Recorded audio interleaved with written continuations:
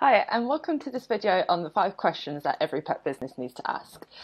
Open brackets, in order to grow, close brackets. My name is Erin and I'm the co-founder of the Growth Genies, and I wanted to create this video today just because it's something that we've come across time and time again with the clients we've worked with, and this has been in the UK, it's been in Australia, it's been in the USA too, it's just been around the world. It's a common thing that we encounter with pet businesses, that these 5 areas or these 5 questions, which they don't really kind of consider on like a conscious level. And that's why I wanted to bring them to your attention today, just so you can start to think about them and reflect on what it means for you, for your plans, and where ultimately you want to get to in the next 5, 10, 15 years. So to begin with, what is the first question you need to ask yourself as a pet business? The first question I want you to ask yourself is, what is your ultimate goal? And the reason I want you to think about this is because this will help you to get clear on things like what your purpose is, your vision is, what impact you are here to make. The most successful brands, whether it's pet business, technology, media, lifestyle, whatever industry you're in, the most successful businesses are those that do have a bigger goal beyond selling their product or service.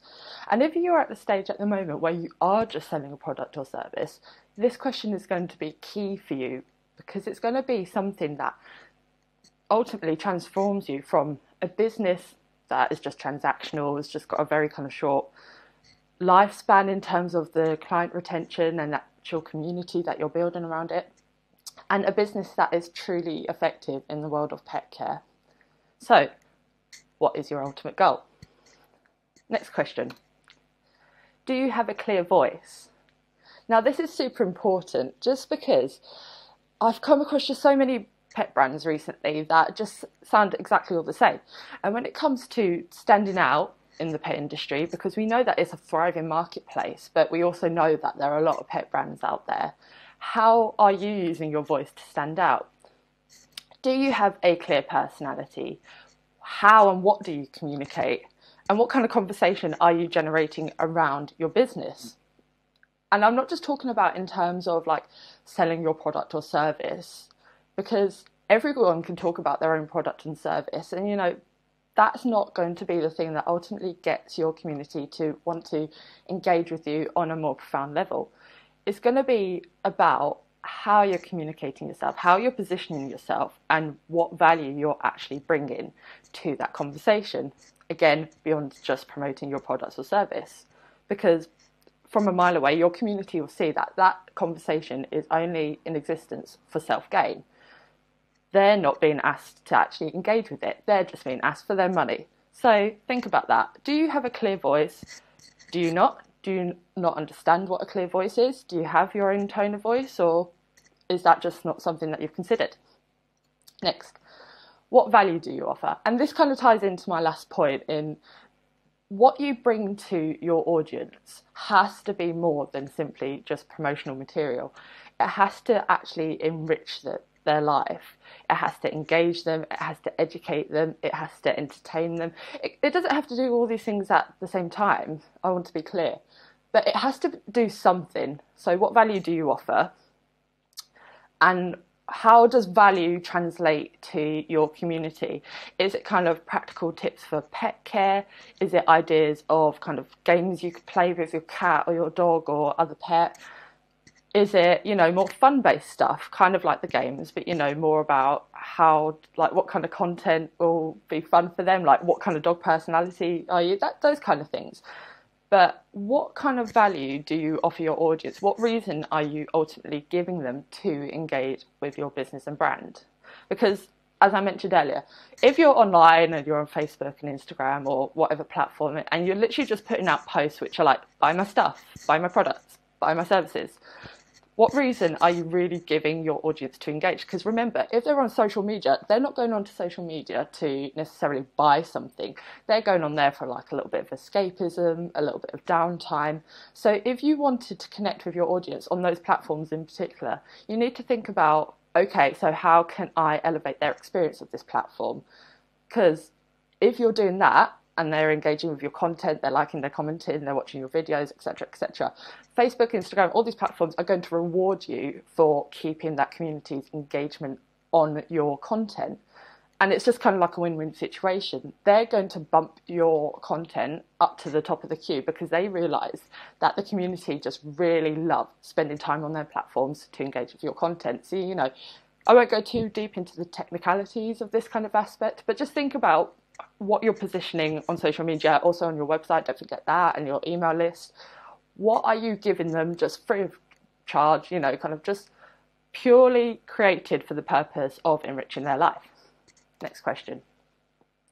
How much control do you have? Now, this is a really, really interesting question that I want you to ask yourself, because this isn't about have you got everything nailed down? Are you on top of everything? Are you keeping all those plates spinning? No, it's actually the opposite, if anything. I want you to think about how much time you are in your business as opposed to out of your business.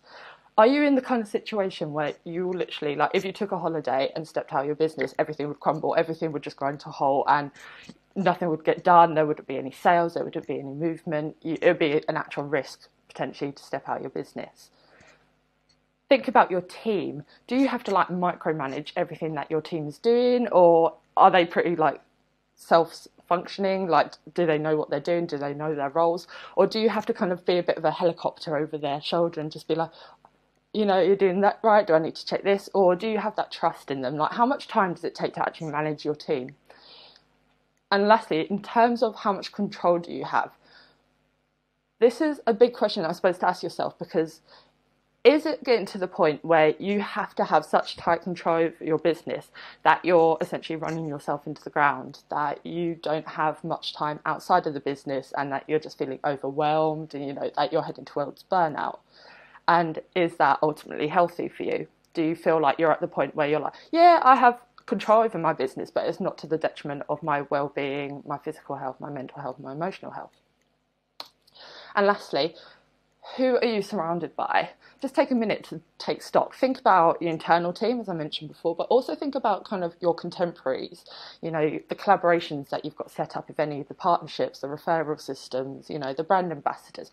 What kind of people surround you on a personal level, and what kind of people surround you in terms of professional capacity, you know? Are they helping you to grow? Are they pushing you forwards? Are they encouraging you to try new things? Are they advocates for your business? Do they kind of go out and spread the word of mouth about your business without you having to prompt them? Do you have lucrative partnerships established with like-minded businesses that don't necessarily have to be in the pet business, but they might be? Because there is this mentality where it's like a dog-eat-dog world, excuse the pun, in terms of the pet industry, but it doesn't necessarily need to be. There are opportunities left, right and centre for pet brands to collaborate and to mutually benefit from that. So what kind of people surround you? Just think about that for a moment, because all these questions that I've gone through so far, as I mentioned at the beginning of this presentation, these are the questions you need to ask yourself in order to grow.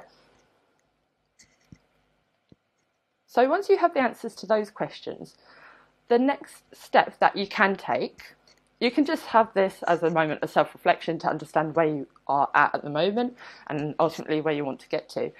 But there is an opportunity here, if you so desire, to take our Pet Biz Quiz. And what this quiz is ultimately about, it's 26 questions, as you can see. It takes probably less than 5 minutes to complete, if I'm honest. Like, super easy, super simple, straightforward questions, yes or no. There's no kind of like real grey area. There might be a few where you're like, I'm not sure, but on the whole, it'll be like, yes, this is working, no, this isn't. And if you go through this quiz, it's ultimately going to help you answer those 5 questions that I've gone through in this video. It's going to be looking into your potential to grow, how strong you are in terms of branding, what kind of content you're putting out there, how you manage the asset of time, because it is an asset, it is a finite resource for us, and also, last but not least, how you manage your partnerships and collaborations. So as you can see, the questions today have followed the same kind of logic. But what this pet quiz will ultimately help you to do is get explicitly clear on what your strongest areas are and what areas need to improve and you need a little bit of support with. And from this quiz, we produce a customised report that outlines exactly that. But more importantly, it also offers you some practical steps of what you can then do to improve those areas that maybe need a little bit of TLC. And following that, we will also invite you to a call, and it will be with either myself or Taryn, depending on your time zone.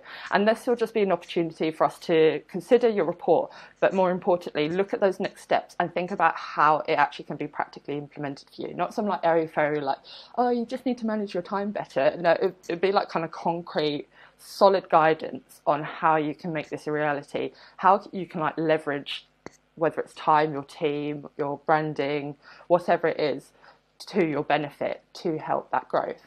So if you are interested in taking the Pet Biz quiz, completely free, I mean, because who would pay for a quiz after all, you can just go to thegrowthgenies.scoreup.com, and as you can see just here from this little preview, we do break down in terms of statistics, and it's a yes or no question. So it's super easy. There's everything to gain from doing it, because all you're going to get is confidence and clarity in where you are and where you're needed to improve. And it's ultimately a chance to just touch base with us and kind of get that guidance and support that you need to achieve that growth. So if you're interested, give it a go. And we look forward to hearing from you. But any other support that you need in the meantime, just make sure to hit us up in the chat, in the comments below, on our website, social media, we're anywhere and everywhere. And, you know, just reflect on those questions and think, what next steps do you want to take today? All right, have a brilliant day, and we'll speak to you soon.